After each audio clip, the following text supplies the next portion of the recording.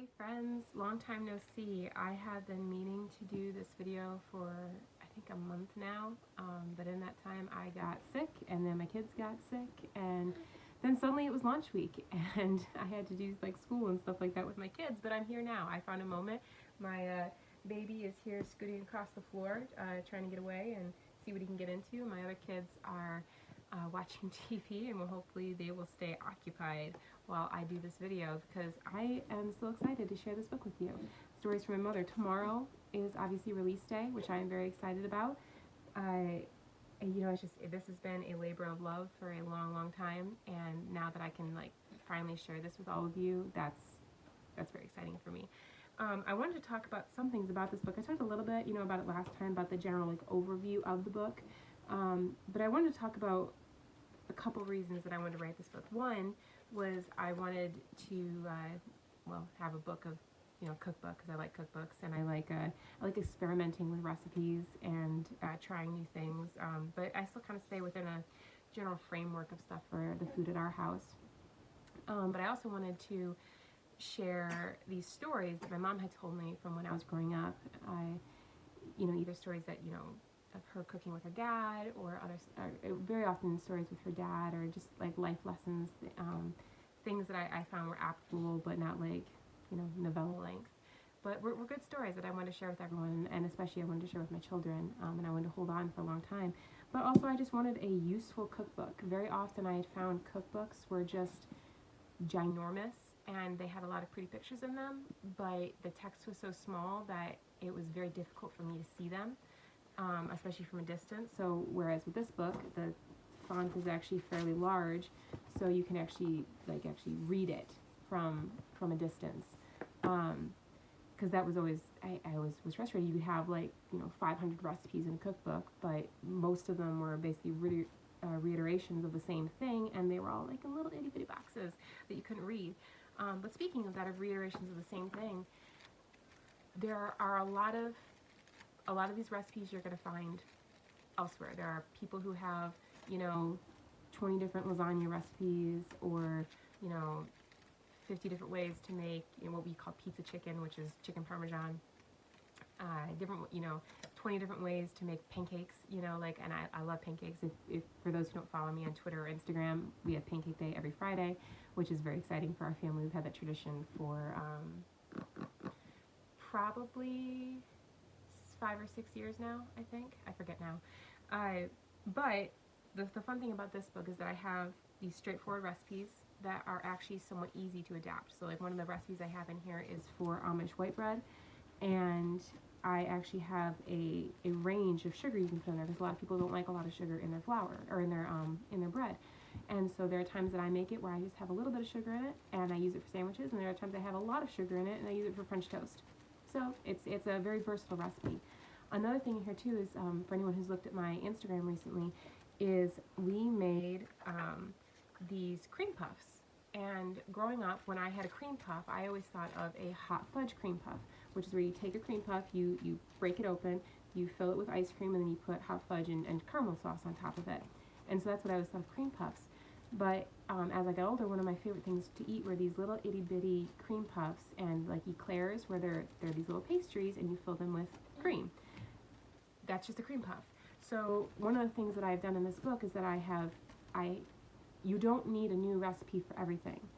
You can have cream puffs and you can use it for a whole bunch of different things, including putting something like a vanilla custard in it, or vanilla cream, or vanilla custard filling in it. These can also be used for one of my favorite desserts, which is a punchki. I love punchkis. They are amazing. So you can have punchkis, and here is the recipe for the punchki, and but you can put a whole bunch of different things into it. You can put vanilla cream, or vanilla custard, or blueberry filling, which is one of my favorites, or apple filling, or lemon filling is a favorite. All of those I have separate in this book, but all of those fillings can also be their own thing that you eat, or you can put them in a pie, or you can put them in a pastry. And so one of the things I wanted this book to be was very flexible, where I didn't have a strawberry punchki recipe, or a vanilla cream punchki recipe, or an eclair recipe separate from the cream puff recipe. I want it to be where you can explore with this book. One of the things I actually did recently was I had seen somewhere a recipe for making blueberry sticky buns.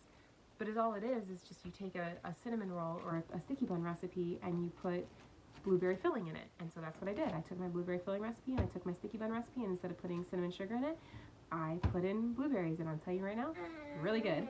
I really, really enjoyed that. So there are a lot of recipes in here. There are over 200, but I actually forget the actual number of like main body recipes of my book.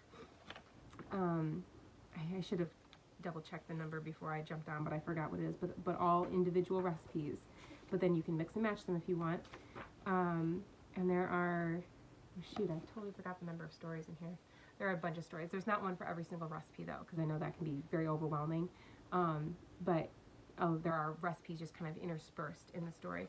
But then at the back, you can also put in, gosh, the glare on this book is just not showing up. There we go. You can put in your own recipes in the back, and then in the very, very back, it's okay, sweetie. I have all these like little mini recipes in there too, which was another thing. I wanted a book that had stuff for kids because I'm a mom. There are a lot of moms out there, or maybe you're a single person who just wants to make a single serving thing. Some of these recipes in here, like my pita pizza recipe, I used to eat that in college. It was like a staple all the time. One second. Okay, and we're back. Like a little baby. He's very sad. It's nap time. Well, it's almost nap time.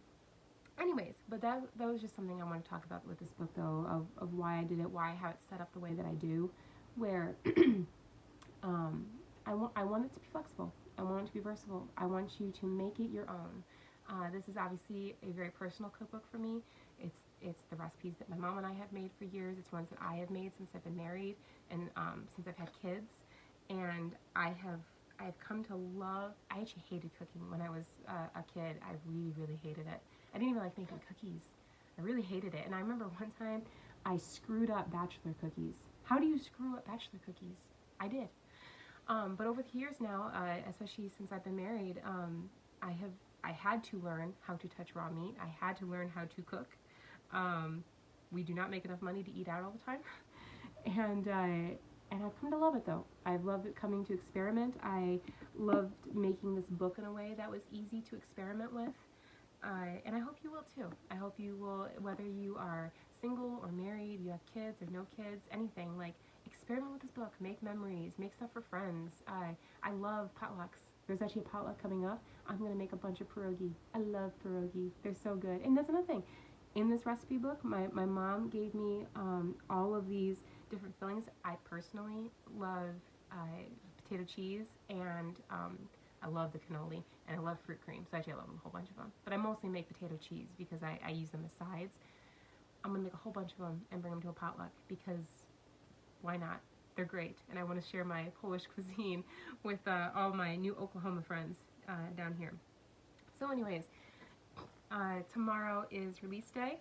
So you can order a copy now, though. You can order a copy now. You can. There's a lot of deals going on now. Order a copy now. Get it later this weekend and start baking, start cooking, and sharing and making memories. Yeah.